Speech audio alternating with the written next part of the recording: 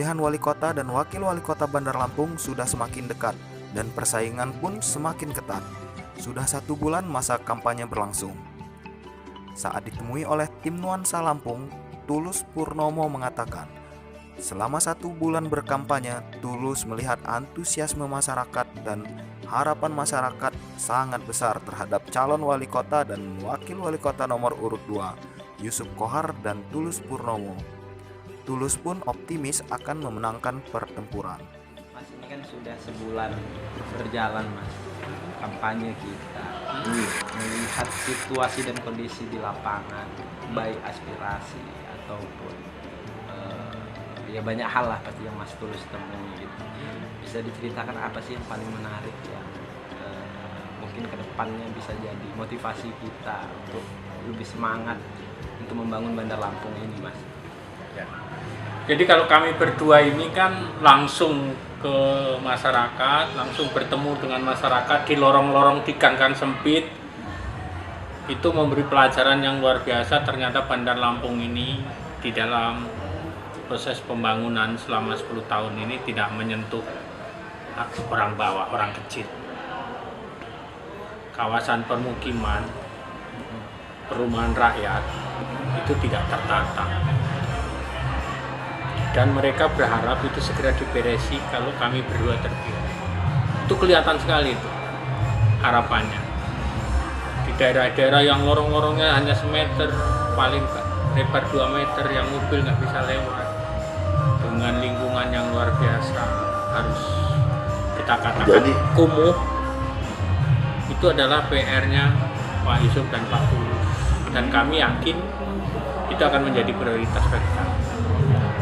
Nah, Mas, artinya untuk mewujudkan impian masyarakat melalui tangan Pak Tulus dan Pak Yusuf sebagai perpanjangan tangan rakyat, nantinya tetap kita harus berjuang juga dong untuk meraih suara, karena nggak cukup dengan segelintir orang, tapi harus mayoritas milih kita agar kita menang.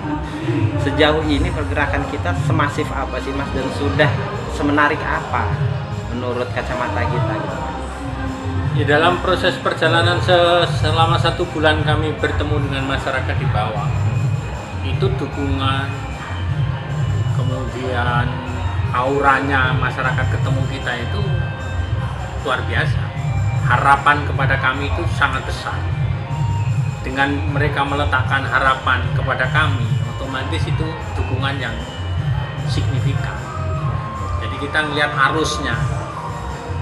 Arus sekarang, arus bawahnya itu adalah arusnya memilih Pak Yusuf dan Pak Tulus. Kelihatan, kita kalau ketemu orang kan kelihatan bagaimana antusiasmenya, bagaimana sambutannya, bagaimana dia menitipkan harapan kepada kami, kelihatan. Jadi kita optimis pertempuran ini akan kita menang. Nah, satu lagi, Mas, yang terakhir dan menurut saya juga menarik nih, Mas. Infonya yang saya dapat bahwa beberapa hari lalu Mas Tulus ini sempat sakit nih, drop. Mungkin kecapean nyapa masyarakat atau karena apa nih, Mas? Nah, saya telat makan. Jadi kalau ketemu masyarakat ini kan kami ini semangatnya luar biasa. Kami berdua ini, sehingga kadang-kadang telat makan sampai lupa. Nah, 2 hari kami ini saya telat makan, sehingga itu membuat saya tenaganya berkurang lah, tapi sudah selesai sekarang, tidak perlu. Tapi nggak mempengaruhi masa kampanye kita sebulan mendatang ya, Mas? Nggak ada masalah, kita sekarang sudah sangat siap untuk melakukan perubahan di Bandar Lampung. Siap, Mas. Makasih, Mas Tulus. Jadi yang namanya bedah rumah itu memang dibuat sempurna. Iya. Jangan bedah rumah di materialnya tanggung, ya kan? Terus dibebankan upahnya kepada masyarakat. Jadi ini kan tidak yang terjadi selama ini kan seperti itu. Tidak tuntas. Tidak tuntas. Nah, mestinya bedah rumah itu, misalnya daerah ini mau dibedah rumah, misalnya ada 100. Nah, kita hitung berapa lebar masing-masing rumah itu kan. Nanti kita tata kembali. Ya. Jadi tidak mengurangi luas masyarakat, tapi penataannya kita tata kembali jalannya kan, itu kan. Iya. Jadi kalau terjadi kebakaran, terjadi apa-apa kan jadi aman. Jadi kami prioritas beliau ini kawasan perumahan rakyat dan kawasan pemukiman. Ya. Ini akan ditata. Bagaimana caranya? Dengan program RT Mandiri. Ya. Apa itu program RT Mandiri? Pak Yusuf dan Pak Tulus menganggarkan 100 sampai 300 juta per RT per tahun untuk menata kawasan perumahan rakyat dan pemukiman. Jadi nanti RT-RT itu akan dengan inovasi dan kreativitasnya berdasarkan musyawarah di tingkat RT membenahi lingkungannya dengan anggaran program yang disiapkan oleh Pak Wali Kota. Dan itu kemilih-milih ya Mas ya? Enggak Semua milih-milih, ada. enggak milih-milih, Kalau tapi daerah kumuh kita harus selesaikan. tentu ada prioritas. Ya. Prioritasnya ya tentu yang Minimal, daerah-daerah yang minimal kita memberikan contoh daerah kumuh kita bagusin. Nanti daerah yang lain, daerah kumuh mau dibagusin juga. Menurut Pak Yusuf, yang mana kalau ngelihat saat ini gambarannya Ya yang di paling pantai kumuh? kita harus selesaikan. Pesisir ya? Sisi. Terus yang kedua, fasilitas publik itu apa?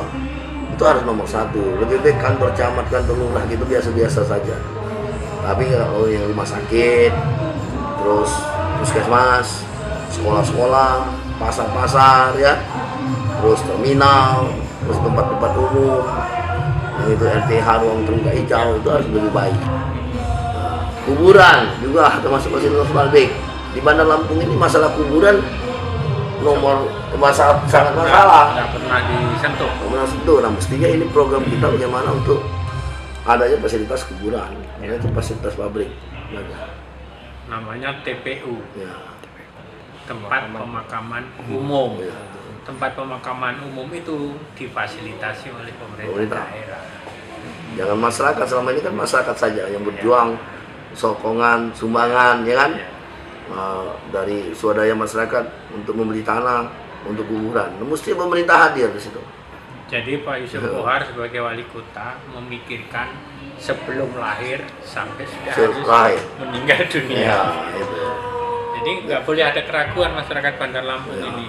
Jadi lahir di kesehatan, hidup Sampai- juga anu jalan, pendidikannya kita atur, sudah tuh sampai mati. Nah, gitu. Dan baru sekarang ini wali kota mikirkan tempat pemakaman umum. Belum pernah ada. Ya. Mas, bentar lagi kan, nggak bentar lagi sih, beberapa pekan mendatang ada debat. Kemarin kan Pak Yusuf baru menjelaskan secara umum. Mungkin nanti hal-hal yang seperti ini detail akan Mas Tulus Oh sampaikan. iya, tentu. Saya menyiapkan diri. Karena temanya juga saya menguasai. Yaitu peningkatan pelayanan publik dan memperkokoh negara kesatuan Republik Indonesia dan kebangsaan. Jadi saya tahu itu ada diatur dalam undang-undang, semua sudah ada aturannya. Tetapi seorang pemimpin itu memiliki solusi yang jitu, cepat, efektif, efisien menyelesaikan masalah. Nanti akan saya buka di debat. Saya belajar dari beliau.